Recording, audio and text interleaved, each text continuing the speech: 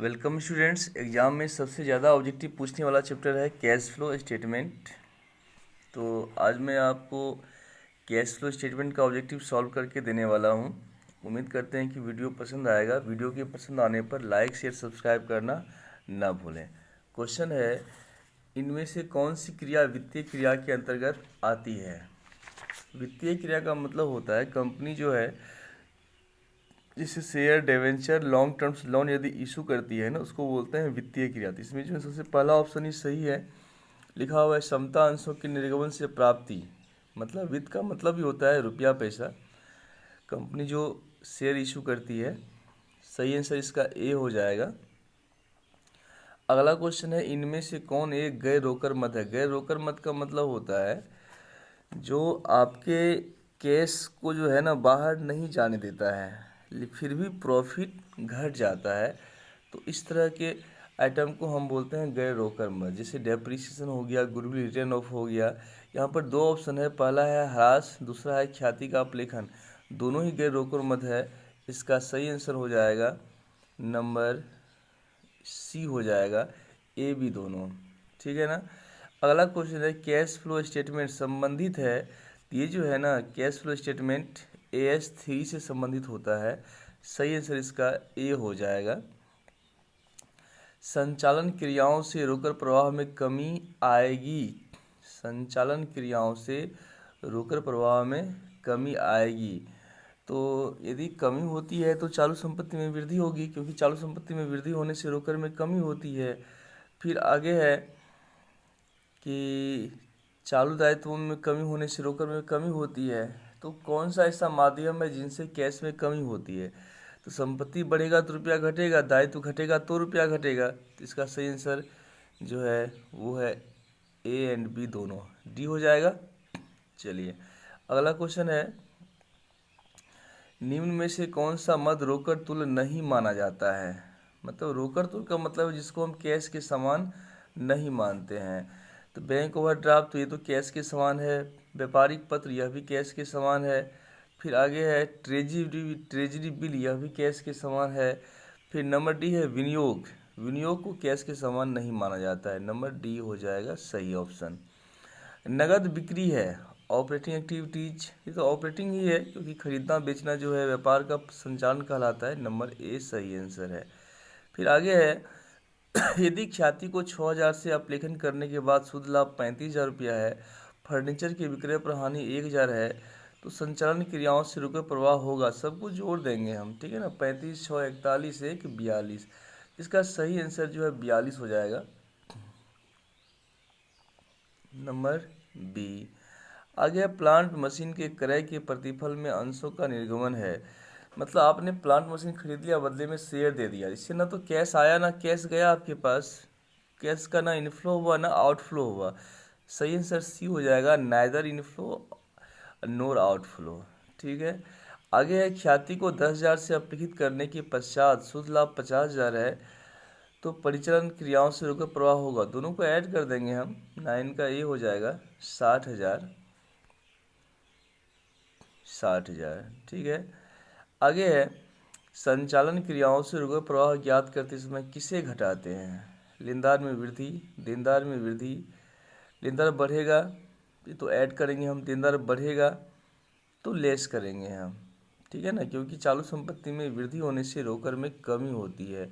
इसका सही answer number B हो जाएगा। आगे है, संचालन क्रियाओं से रोकड़ प्रवाह ज्ञात करते समय जोड़ा जाता है। मतलब कैश बढ़ेगा तो ऐड करेंगे ना। तो लेनदार जो है बढ़ेगा, तो लेनदार चालू दायित्व है, चालू दायित्व में वृद्धि होने से रोकड़ में क्या होती है, वृद्धि होती है। नंबर बी हो जाएगा सही आंसर। आगे है, विनियोग संबंधी क्रियाओं से रोकड़ प्रवाह का उदाहरण है। विनियोग का मतलब होता है यदि आप लंबे समय के लिए रुपये का इन्वेस्टमेंट कर देते हैं, उसको बोलते हैं विनियोग। जैसे प्लांट मशीन, फर्नीचर, भूमि, ये सब यदि आप परचेज करते हैं तो वो क्या कहलाएगा, विनियोग कहलाएगा। ठीक है ना। आइए देखते हैं क्या ऑप्शन दिया हुआ है। नंबर सी दिया हुआ है, मशीन को क्रय करने के लिए रोकड़ का भुगतान। सही आंसर सी हो जाएगा। आगे है, वित्त संबंधी क्रियाओं से रोकड़ प्रवाह का उदाहरण है। वित्त तो शुरू में आया हुआ था। वित्त का मतलब ही होता है कंपनी यदि शेयर डिवेंचर इशू करती है तो उसको बोलते हैं वित्त संबंधी क्रिया। नंबर सी सही आंसर है, अंशों के निर्गमन से रोककर प्राप्तियां। सी में टिक आउट कर दो। फिर आगे है, रोककर प्रवाह विवरण तैयार करते समय आप ऋण पत्रों पर ब्याज के भुगतान का व्यवहार किस प्रकार करेंगे। तो ऋण पत्रों का जो ब्याज का भुगतान होता है ना, हम लोग क्या करते हैं, तो एक तरह से देखा जाए तो फाइनेंसिंग का जो एक्टिविटीज़ है, तो इसको हम फाइनेंसिंग में ही लिखेंगे। हम मेन जो है इसको वित्तीय क्रियाओं से रोककर प्रवाह में गणना की जाती है। नंबर सी, ठीक है। आगे है, वित्तीय उपक्रमों को छोड़कर अन्य के द्वारा ब्याज का किया गया भुगतान रोककर प्रवाह में दिखाया जाएगा। तो ये तो वित्तीय उपक्रम है, नंबर सी हो जाएगा। चलिए नंबर सी में टिक आउट करते हैं। आगे है, निम्न में से कौन सा रोककर बहिर्वाह नहीं है, मतलब बाहर नहीं जा रहा है। इसका मतलब है कि अंदर आ रहा है, नहीं बाहर नहीं जा अंदर। तो लेनदार में वृद्धि, लेनदार यदि बढ़ेगा तो रुपया आएगा मेरे पास, नंबर ए हो जाएगा। आगे है, रोकड़ प्रवाह विवरण में ब्याज की मद दर्शाई जाती है। इससे पहले भी आ चुका है, नहीं ब्याज की मद जो है ये एक बार जो है क्या बोलते हैं, वित्तीय क्रिया में दिखाते हैं, ठीक है ना, और एक बार जो है ऑपरेटिंग में जाता है। नंबर इसका डी हो जाएगा, बी और सी दोनों, ठीक है। आगे है, निम्न में से कौन सा रोकड़ अंतर्वाह नहीं है। अंतर्वाह का मतलब है कि रुपया आपके पास नहीं आ रहा है, इसका मतलब है कि बाहर जा रहा है। तो संपत्ति की बिक्री करेंगे तो रुपया आएगा, संपत्ति को खरीदेंगे तो रुपया जाएगा, नहीं। तो ये नंबर बी हो जाएगा, सब अस्थायी संपत्ति का क्रय। आगे है, निम्न में से कौन सा रोकड़ तुल्य है। तो रोकड़ तुल्य का मतलब है जो कैश के समान होता है, नहीं। तो अब आपको पहचानना है कौन सा कैश के समान है। बैंक ओवरड्राफ्ट, बैंक ओवरड्राफ्ट तो चलता फिरता कैश ही एक तरह से देखा जाए, जब आपकी मर्जी होगी आप कैश विथड्रॉ कर सकते हैं। बैंक ओवरड्राफ्ट क्या है, रोकड़ तुल्य के समान है। आगे है, रोकड़ प्रवाह विवरण बनाते समय एक वित्तीय कंपनी द्वारा प्राप्त किया गया ब्याज किस प्रकार की क्रिया के अंतर्गत वर्गीकृत किया जाएगा। यदि कंपनी को ब्याज मिल रहा है ना, तो इसका मतलब ये हुआ कि कंपनी जो है ना, ऐसा कौन सा काम कर रही है कंपनी को ब्याज मिल रहा है, नहीं। तो दोबारा क्वेश्चन पढ़ते हैं, क्या लिखा है, रोकड़ प्रवाह विवरण बनाते समय एक वित्तीय कंपनी द्वारा प्राप्त किया गया ब्याज, उसका काम ही है जो है ना ब्याज का लेन देन करना, तो ये ऑपरेटिंग में आ जाएगा, संचालन क्रिया, ठीक है। वित्तीय कंपनी का मतलब ही होता है कि उसका काम ही होता है कैश का लेन देन करना, ठीक है। तो ये ऑपरेटिंग में आ जाएगा। अगला क्वेश्चन है, कर्मचारियों को नगद भुगतान से रोकड़ प्रवाह है। ये तो ऑपरेटिंग में आएगा, क्योंकि किसी कर्मचारी को आप पेमेंट करते हैं तो ये मंथली पेमेंट करना होता है, तो ये ऑपरेटिंग व्यापार को चलाने का खर्च है। अगला क्वेश्चन है, वित्तीय उपक्रमों को छोड़कर अन्य के द्वारा प्राप्त लाभांश रोकड़ प्रवाह में दिखाया जाएगा। मतलब वित्तीय उपक्रम का मतलब होता है जो कैश का लेन देन करता है। आप वित्तीय उपक्रम नहीं है तो ऐसे कंडीशन में यदि आपको लाभांश मिल रहा है तो ये वित्तीय में ही जाएगा, फाइनेंसिंग में जाएगा, क्योंकि ठीक है। चलिए अगला क्वेश्चन है, रोकड़ प्रवाह विवरण से आप ख्याति के क्रय को किस प्रकार लिखेंगे। तो ये ख्याति परचेज कर लिया आपने, इसका मतलब ये इन्वेस्टिंग में जाएगा। ख्याति अस्थायी अमूर्त है, अस्थायी संपत्ति भी मानी जाती है। आगे है, ऋण पत्र पूर्वाधिकार अंशों का शोधन है। तो ये शोधन है तो कोष का प्रयोग हो गया ना, आपने पेमेंट कर दिया तो कोष का उपयोग कहलाएगा, नंबर बी। आगे है, वर्ष के दौरान शुद्ध लाभ 30,000 है, शुरू में लेनदार इतना है, अंत में लेनदार इतना है। तो ये आपको गुना भाग करना होगा, ठीक है ना, क्योंकि हम कम समय में नहीं कर सकते हैं। या थोड़ा सा हिंट्स कर देते हैं आपको हम। लाभ दिया हुआ है कितना, 30, तो लेनदार जो है शुरू का 24 है, लास्ट है कितना, 16 है, घट रहा है ना।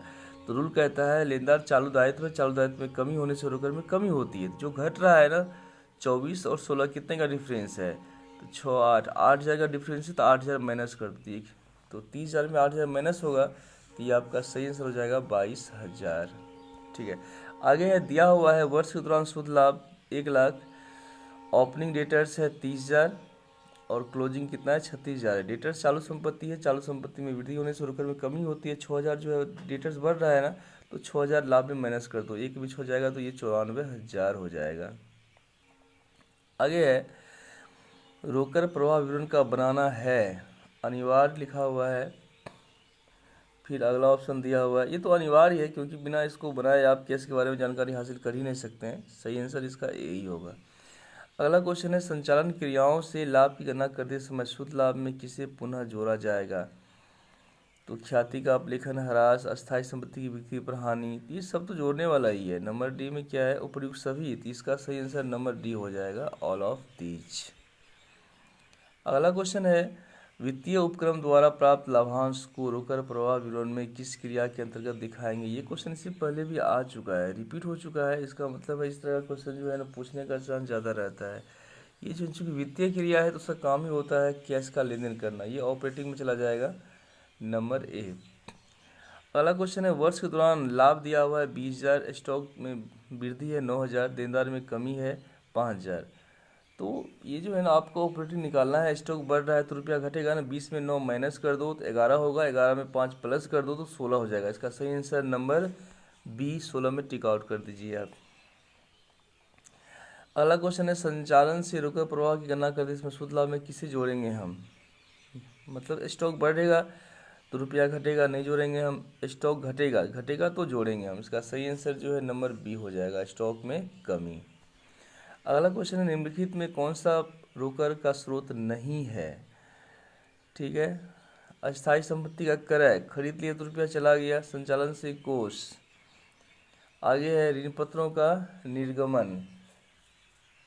तो ये पहला क्वेश्चन, ये ऑप्शन सही है, अस्थायी संपत्ति का क्रय कर लिया तो रुपया चला गया, नहीं स्रोत नहीं हुआ, ये उपयोग हो गया।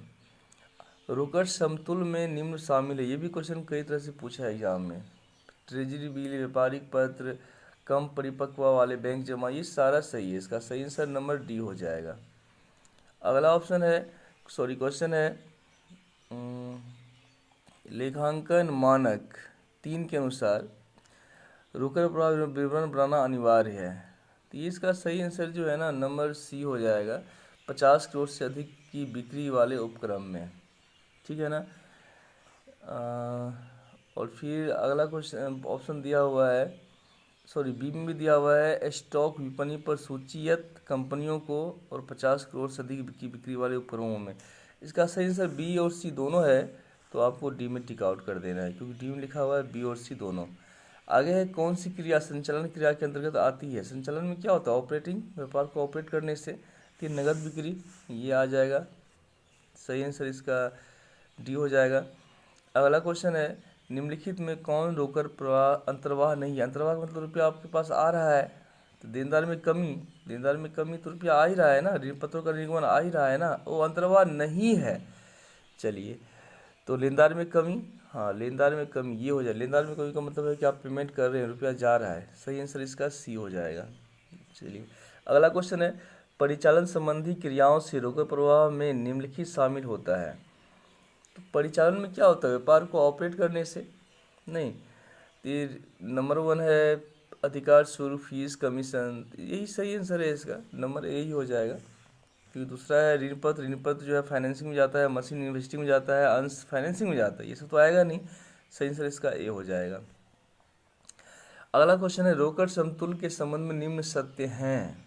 रोकड़ समतुल जो रुपया के समान होता है उसको हम बोलते हैं रोकड़ समतुल। ठीक है। अत्यधिक तरल अल्पकालीन निवेश, ये भी सही है। बहुत कम जोखिम, ये भी सही है। 3 माह या 3 माह से कम अवधि की परिपक्वता, ये भी सही है। इसका ऑल ऑफ दी सही आंसर जो है ना, मतलब सही टोटल क्या है, सही ही है। तो इसका सही आंसर जो है हो जाएगा नंबर डी। ठीक है। अगला क्वेश्चन है, रोकड़ प्रवाह का विश्लेषण नियोजन के लिए उपयोगी होता है। ठीक है ना, रोकड़ प्रवाह विवरण नियोजन के लिए उपयोगी होता है। किसके लिए उपयोगी होता है? इसका है अल्पकालीन, ये कम समय के लिए होता है। ऐसा नहीं कि 2 साल 4 साल, ऐसा नहीं होता है, बल्कि कम समय के लिए अल्पकालीन सही है इसका। आगे रोकड़ प्रवाह विवरण आधारित है, तो लेखांकन के रोकड़ आधार पर। ठीक है, ये सही आंसर है इसका, लेखांकन का रोकड़ आधार, क्योंकि कैश के आधार पर ही कैश फ्लो तैयार करते हैं। फिर अगला क्वेश्चन, निम्न में से कौन एक मद रोकड़ मद है? नगद विक्रय, ये तो रोकड़ मद ही है ना, क्योंकि नगद आप बेचेंगे तो रुपया आएगा आपके पास, सीधी सी बात है। नंबर ए हो जाएगा। फिर अगला क्वेश्चन है, रोकर प्रवाह विवरण तैयार किया जाता है आर्थिक चिट्ठा से, लाभानी खाता से, अतिरिक्त सूचनाओं से, इनमें से सभी। तो ये बिल्कुल 4 ऑप्शन सही है, इनमें से सभी हो जाएगा। अगला क्वेश्चन है, चालू संपत्ति में कमी को संचालन लाभ में क्या करते हैं, जोड़ते हैं। ये रूल ही कहता है चालू संपत्ति में कमी, नंबर बी दिया हुआ है, चालू संपत्ति में कमी होने से रोकर में वृद्धि होती है तो ऐड कर दो। आयकर के भुगतान को वर्गीकृत किया जाता है, जो इनकम टैक्स का भुगतान होता है ना, उसको आप क्लासिफिकेशन कर सकते हैं किस में, तो संचालन क्रिया में। सबसे लास्ट में आप लोग पढ़े होंगे ऑपरेटिंग, सबसे नीचे में लेस करते हैं इनकम टैक्स पेड। फिर अगला क्वेश्चन है, संचालन लाभ ज्ञात करते हैं, इसमें शुद्ध लाभ किसे जोड़ा जाएगा, ब्याज प्राप्त किया, इसको घटाएंगे हम, ठीक है ना। इसके बाद संपत्ति विक्रय पर लाभ, इसको भी घटाएंगे। समान संचय में वृद्धि, हाँ समान संचय बढ़ रहा है तो इसको ऐड करते हैं, याद होगा आप लोगों को, add transfer to general reserve. फिर अगला क्वेश्चन है, निम्न में संचालन संबंधी क्रियाओं से रुपये प्रवाह का उदाहरण कौन सा है, मशीन, अंश, ये सब जो है, मशीन इन्वेस्टिंग है, अंश फाइनेंसिंग है, स्टॉक जो है ऑपरेटिंग है, स्टॉक में टिक आउट कर दो। आयकर की वापसी का रोकर का स्रोत है, ये स्रोत हो जाएगा, ठीक है ना, क्योंकि इनकम टैक्स रिफंड आता है तो हम क्या करते हैं, इसको लेस करते हैं। रुपया आ रहा है आपके पास। चलिए अगला क्वेश्चन है, निम्न में से संचालन संबंधी क्रियाओं से रुपये प्रवाह का उदाहरण कौन सा है। संचालन मतलब ऑपरेटिंग, ये भी कई बार आ चुका है। स्टॉक नंबर सी हो जाएगा, अंश फाइनेंसिंग होता है, मशीन इन्वेस्टिंग होता है, स्टॉक ऑपरेटिंग होता है, स्टॉक में टिक आउट करो। फिर अगला क्वेश्चन है, रोकर प्रवाह विवरण में आप बैंक अधिविकर्ष का व्यवहार करेंगे। तो ये जो बैंक ओवरड्राफ्ट होता है ना, ये रोकर के समान होता है, नंबर डी हो जाएगा, जस्ट लाइक एज कैश। आगे है, निवेश क्रियाओं से रोकर प्रवाह का उदाहरण है, निवेश में इन्वेस्टिंग अस्थायी संपत्ति लेते हैं, ये दिया हुआ है। अंश नहीं आएगा, लॉन्ग टर्म्स लोन भी नहीं आएगा, कच्चे माल भी नहीं आएगा। फिर यहाँ नंबर डी लिखा हुआ है, सेल ऑफ इन्वेस्टमेंट, ये आ जाएगा, ठीक है ना।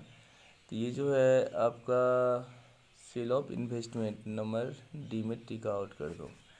अगला क्वेश्चन है, निम्न में से कौन सा मद रोकर समतुल्य है, ये भी कई बार आ चुका है, ये टोटल हो जाएगा, नंबर सी हो जाएगा, सॉरी नंबर डी हो जाएगा।